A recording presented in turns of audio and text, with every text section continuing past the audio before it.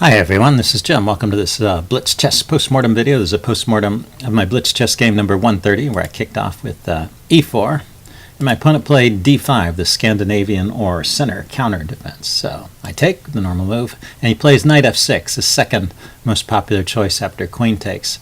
But it's actually the way I play it, knight f6. I think it's a good way to play, just avoiding developing the queen too soon and not having to worry about the queen getting kicked around. Although, of course, queen takes d5 is quite playable as well. So I played d4 here, the main move. You could try and hold on to that pawn with c4, but that leads into a gambit, which is good for black. Black would counter with c6 or e6. I usually play c6 there and get a good gambit. So just d5, get the pawn back right away and develop normally. Knight f3, and then he can pin right away, or he can play bishop g6. Both have the idea of targeting the one pawn that you've put in the center. But this is White's source of advantage in this opening, is he's got a more central presence than black. And so you definitely want to hold on to this pawn, maybe put a pawn on c4 or c3 to support it. So and just c4 would be, of course, increasing your control of the center, but c3 might be necessary to defend the center, depending on circumstances and what black plays. So we've gone down pretty much the main line, but the number of games gets fewer and fewer. e6 is the move here, and he plays it and castles. And now bishop d6, and with bishop d6 we're finally out of the move. Although you see the chess engine thinks bishop d6 is a reasonable choice here. I thought it was a little bit funny myself, but I think most people just continue with knight c6 and bishop e7 preparing castling. So I guess there's nothing wrong with bishop d6. It's just not in the opening book. So we continue for a while. White has the usual opening advantage, nothing special. And maybe this knight e5 is a little premature. I'm breaking one of those opening rules: don't move a piece twice in the don't move a piece twice in the opening until you've developed all your pieces. But it does make a threat. It forces black to respond, and he takes here, which is the main move. All right, let's back up. Did he have other choices? He could have played bishop to f5. Okay, and just retreat that bishop and say, okay, what's your knight doing on e5?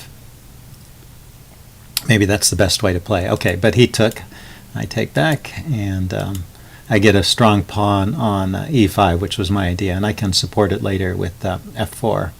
And so I'm hoping this will give me more space and an easier game in the middle game. Castles, so you can see these are all pretty normal moves, and I start harassing the knight. That's a good knight there, so no reason to let it keep that post if it's chased away. I didn't think coming to b4 was a good idea, because I thought I could kick it again immediately. I forgot about the square d3 here. But the knight can come to d3 because it's supported by the queen. Although if it does it right away, I guess I would pin it with the rook.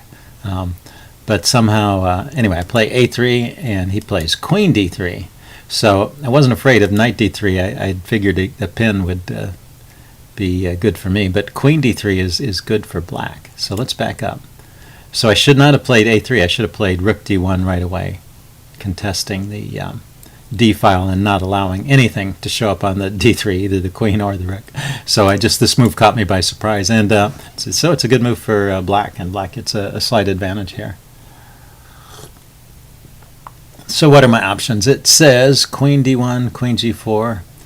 I played rook e1. I was thinking, well, if I trade queens, the knight comes in here to c2. That's pretty annoying.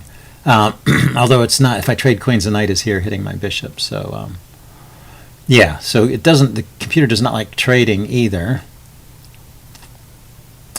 But I thought if I moved my queen away, the knight could come into c2. That's what I meant to say. Knight c3. So what about knight c3? Oh, that's another way of defending the queen. And he can't play. He cannot play knight to c2 because that leaves his queen undefended. So queen takes, knight takes, and then the knight could come into c2 or to d3. But it says d3 is better. Okay, interesting. So I defended my queen a different way. I played rook e1, and so now he should take, which he does. I take back. The idea being I've defended the c2 square with my rook, and now the knight can drop into d3. And still pretty good for black here, knight d3. What he played is also good, though, knight 4 to c6. Second choice on the computer. And now I'm back to just developing. Breathing a little bit of a sigh of relief. I wasn't sure how much damage I was undergoing, but I'm actually slightly worse here, according to the chess engine. Didn't particularly seem that way. I thought I was doing fine along here.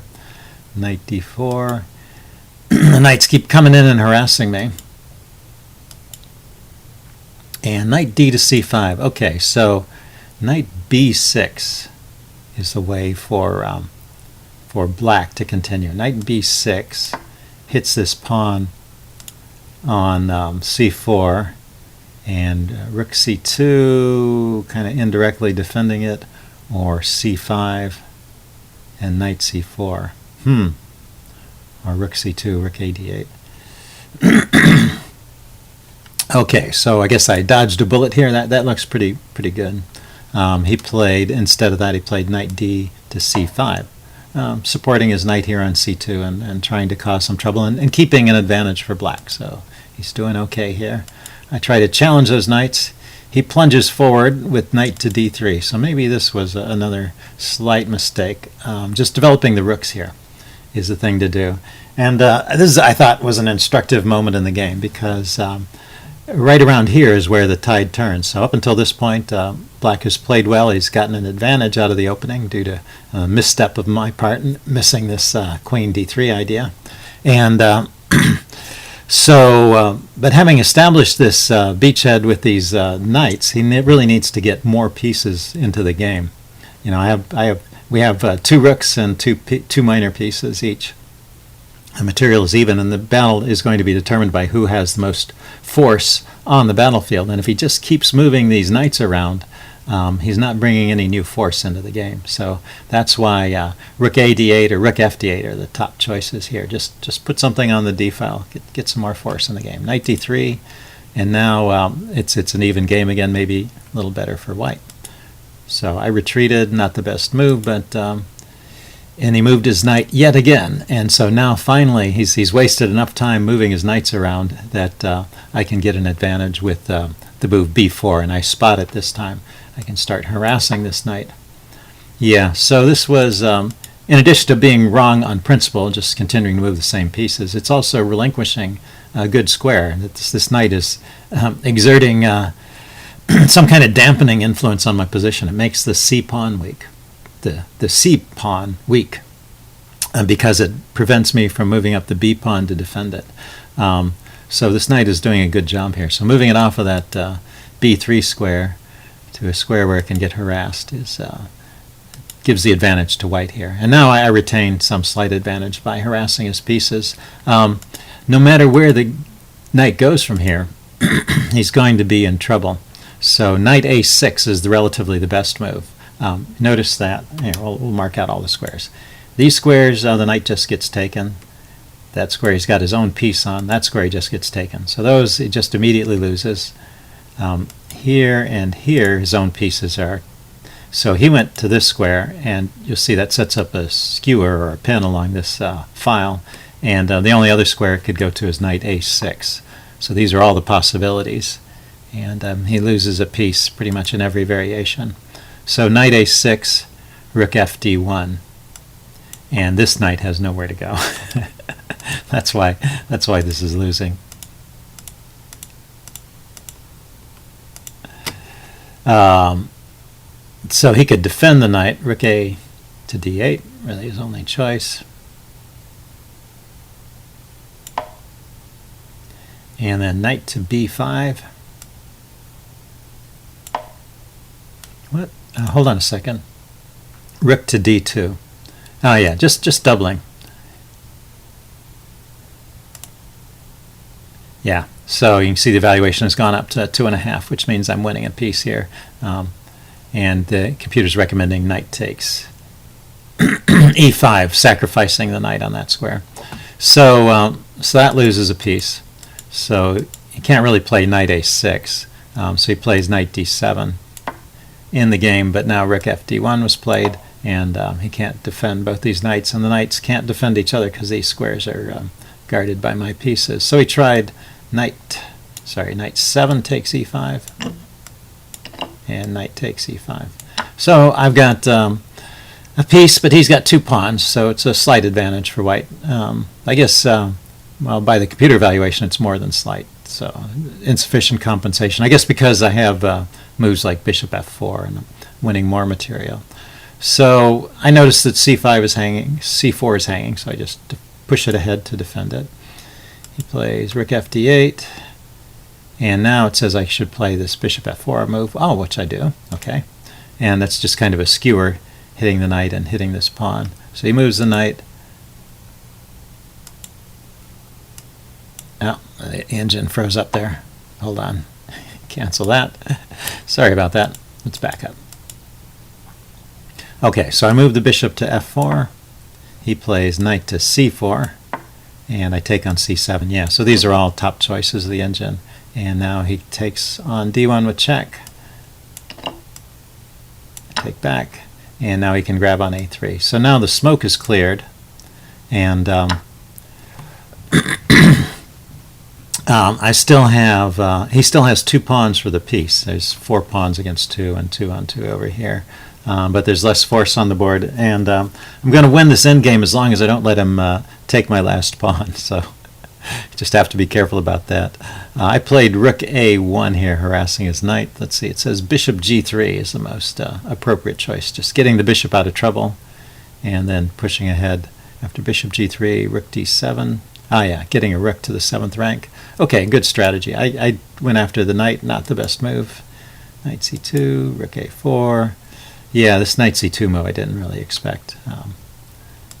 It attacked my pawn. Now I have to move my bishop out of the way, but there's an interesting idea of rook takes a7 here, which I missed. And you might wonder about this one. But of course the idea is if he takes, then this leads to mate. He's got a weak back rank here. And this theme returns later in the game, so let's check this out. Rook c8, I played bishop d6. He played b6, and now I played rook takes a7, not worrying about my bishop anymore. And he takes there. And it was at this point I was actually worried during the game about him. What if he takes here? Thinking that if I take here, then he would take my knight. But of course, once again, there's checkmate. So I was worried about something I didn't have to worry about. So in this position, knight takes pawn is not a threat because I can just take the pawn. I'm not really losing a knight because he can't afford to move his rook off the back rank. So, so the way he took bishop b takes c5 was as good as anything. He's basically just losing. I take back.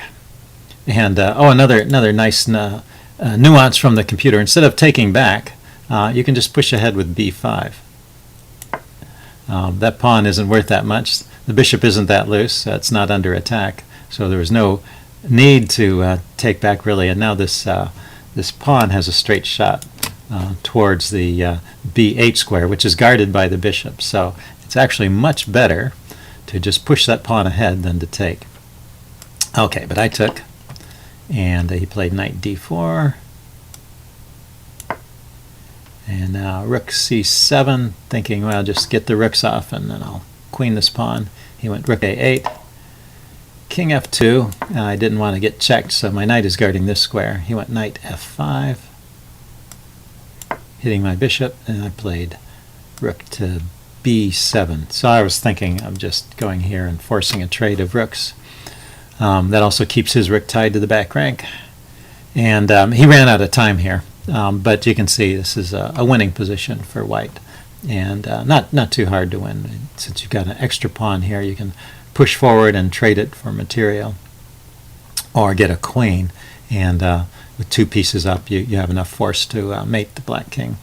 So interesting game, I thought. And I hope you guys enjoyed it. Leave any comments you have in the section below. And I'll see you again later. Bye.